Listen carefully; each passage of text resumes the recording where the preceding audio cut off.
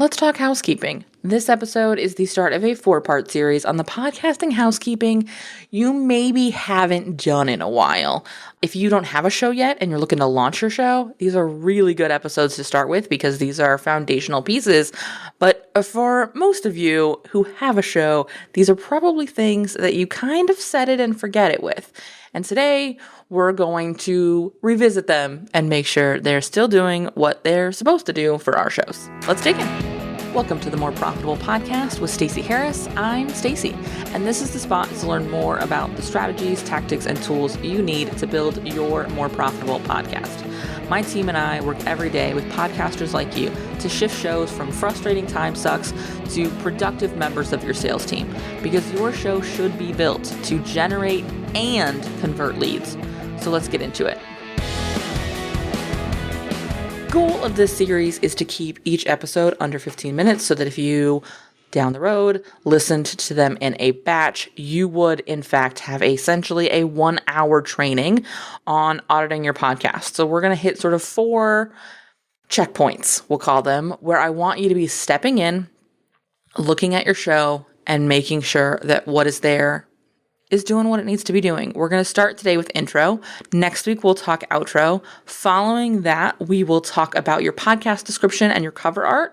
And then we will wrap up talking about process. We'll wrap up talking about not the production process, but just your recording process and some ways to change that up or some ways to improve that and some nuances that maybe you hadn't considered.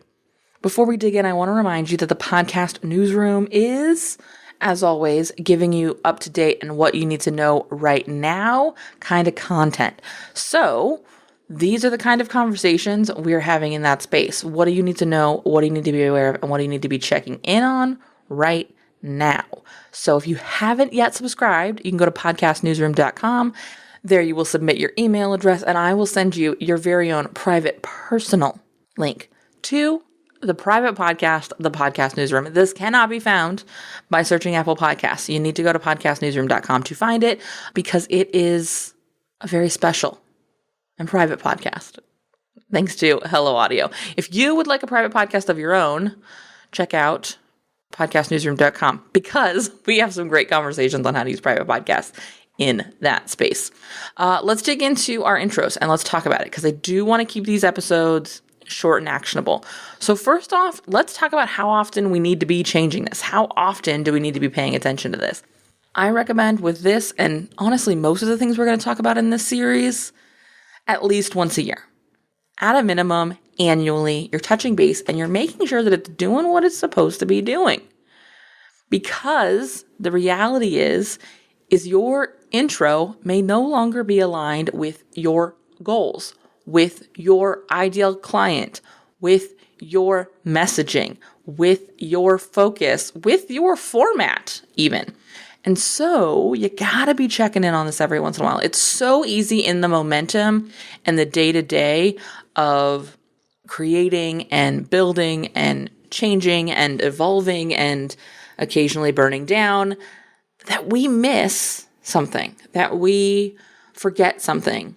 I sort of think of this a lot as like the one line in your welcome sequence that references a offer you no longer offer. And you get an email and someone's like, hey, could I book such and such? And you're like, I don't do that anymore. And they're like, oh, your email said you did. And you go, oh, I haven't looked at that welcome sequence since I uploaded it in day 4 of my business.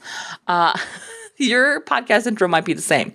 It might be a matter of you going, oh, I haven't talked about any of these things since the 2nd episode of this show. Because, and I really want to highlight this, if you've never looked at it since you launched your show and you've done at least 50 episodes of your show, and honestly, I could probably knock that down to like 30 episodes of your show, check it out. Just do us all a solid. Go give it all a good old once over because you have learned, you have evolved, you have made shifts, you have focused, you have done something that will require you to upgrade, up-level, shift. There are lessons that need to be implemented is what I'm saying. Integration must happen. So go in and check it out. So when we go listen to this and we go take an audit of this, what are we looking for? That's what I want to dig through now. First and foremost, you got to know the goal of your intro. What is the purpose of the introduction in your podcast?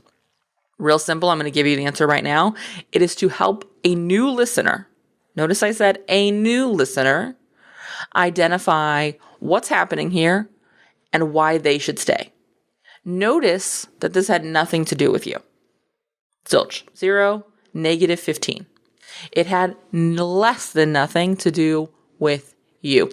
This is entirely about the listener identifying that this is a place they want to stay. This is about you buying enough trust that they keep listening. Your show title, your episode title, your episode description, your show description, somewhere in there bought you the click. That didn't buy you the listen. It bought you the click. It's now time with your intro to buy the listen. And that's why I've really shifted to a hook here in front of our actual intro music, because I wanted this to be a place where you knew not just what the show was going to promise you, but what this episode was going to promise you. So we've shifted to really establishing, here's the episode promise up front, here's the show promise secondary, and then we dig into the actual content. Doesn't mean that's the way you need to do it. Doesn't mean it's the right way and every other way is wrong, but it's the decision I made with this show, because at this point, as much as we welcome new listeners every week, we also have a lot of repeat listeners. This show has existed for a while. It's existed for a while in the format and structure that it's in now, in the focus that it has now. We rebranded this show, heavens, 2020, 2021, somewhere in there. So more than a year ago. And so it's lived in. A lot of the people listening to the show have been listening to the show for 1, 2, 4, 5, 7, 9 years. And so I like having that episode promise forefront instead of the show promise forefront, because I'm for the most part buying you into today's conversation, not the global conversation that happens on this podcast. To that end, we do a little something special with our intro. If you've ever noticed, if you click your 15-second forward twice, you'll get through the intro. So if you're sick of listening to me in that intro, hit fast forward twice and you won't have to listen to it anymore, because it's not for you. You know what the show is. You know what the show promise is. So I'm hooking you on the episode promise and then now telling you a way, but before just making it easy for you to get to the content, get to the meat and potatoes of the episode. So I want you to be thinking about, what is the goal of your intro? Again, plain and simply, it is to buy enough trust that they keep listening. And so tell them what's in it for them. Tell them what's going to be happening. Give them the promise of the show.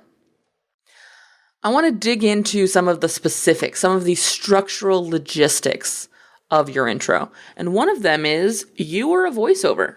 This is a question we get a lot when we talk about intros and we talk about changing them up. We've, in this last year, launched some podcasts with clients, done some complete podcast rebrands, and for some clients, just updated the intro. And across almost everyone, we've had the discussion of, is it me or is it a voiceover?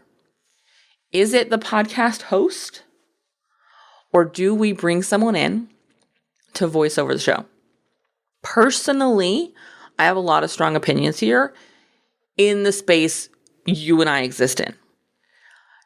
This show is about you and I connecting so that you can get a feel for what it's like to be on a call with me, to be in a quarterly strategy call, to hop on a call to discuss something, even to the extent of like dropping me a message in Monday. And by the way, Monday is the project management software we use, in case you're new. Dropping me a message in Monday and me messaging you back. That tone, that give and forth, that it's giving you an expectation of what engagement is like. And I don't mean engagement in like, oh, likes and follows. I mean engagement in like you and I having a mother-loving conversation. This is what it's like. And this is what that show is built to do. For most people who listen to the show, that's also what your goal should be. It's to give that experience, build that trust, start that relationship with the listener before they become a client. Help them decide if this is the relationship they want to be in to solve their problem. Which means, as cool as it can feel to have a ta-da-da, this special show is, and a drive time radio DJ introduction, as appealing and cool as that may feel, it's probably not going to do a whole lot to garner initial trust. However, if you hear a podcast host come on and say, hey, this is what we're going to talk about. This is what we do here. I'm so-and-so. Let's hang out.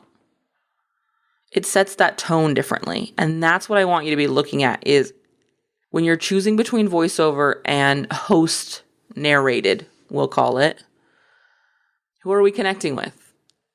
How are we positioning this? I want to position my show very intentionally as a partnership and as a give and take relationship and as honestly equals. And oftentimes, not always, but oftentimes I feel shows where they are expert hosted and they're built to sell a service or a program, we tend to position the host as superior to the listener. And I don't like that. I don't like the dynamic. I don't like the feel. I'm not better. I just know stuff you don't know yet. Notice that I said yet. This has been a core belief for the entirety of my business. There are things I know you don't know. That does not make me smarter than you. And so for me, I want this to be a partnership. I want this to be an equal stake. I care about my clients' shows. I care about your show. And so for me, host red is a no-brainer because I'm establishing a very specific tone to our relationship. On the flip side of that, it's also the reason why we have the intro structured the way our intro is structured. Your intro should be 30 to 45 seconds. It should not be 1 and 2 and 5 minutes. I have heard shows where the intro lasted longer than the content of the episode did. That tells me very clearly what your goals are for the show, and it is to sell, not to connect. And I also have a goal to sell in this content, but it's because we connected, not instead of us connecting. And so I've structured it so if you hit a button twice, you're aces, baby. We're in it. You don't need to be reintroduced. You don't need to be re-enrolled in this idea because the content is enrolling you. And so think about that as you're structuring your show. As you're looking at your intro, where are you building trust really early? Where are you doing things that support them in getting to the content? Real fast, couple do's and don'ts. Rapid fire style, because we're nearing the end of our 15-minute mark. Number 1, don't make this about you. Do make it about your listener. Number 2, don't cuss in your intro unless you want explicit on every single episode. If you want to be able to pick and choose where you drop the swears, you can't cuss in your intro. Now, if you, on the flip side, you do want to set the tone that you're going to have in your show. So if you cuss in every single episode and it makes sense in your intro, do it. Because every episode's going to have explicit anyways. And it's going to set the tone for what's to come in the rest of the episode. Don't get too cute. Be clear. Be really, really clear about why you're here and why they're here and what's going to happen while you're here together.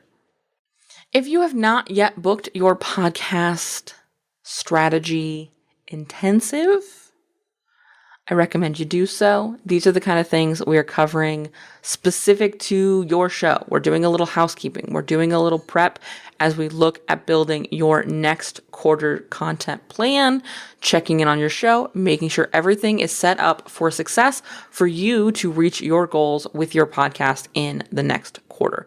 So if you haven't yet, head on over to uncommonlymore.com/intensive and book yours today. I'll see you there. Thanks so much for listening to the show. Remember that content consumption does not make changes. So commit to doing something from today's episode. Maybe it's taking action on what we talked about. Maybe it's reaching out to me and learning more about podcast strategy intensives or what podcast production looks like with our team. All of that is over at uncommonlymore.com. And if you haven't yet signed up for the podcast newsroom, I want to remind you that is a great next step. If you're not really sure what comes next, hang out over there. Get those exclusive private episodes. That's over at podcastnewsroom.com.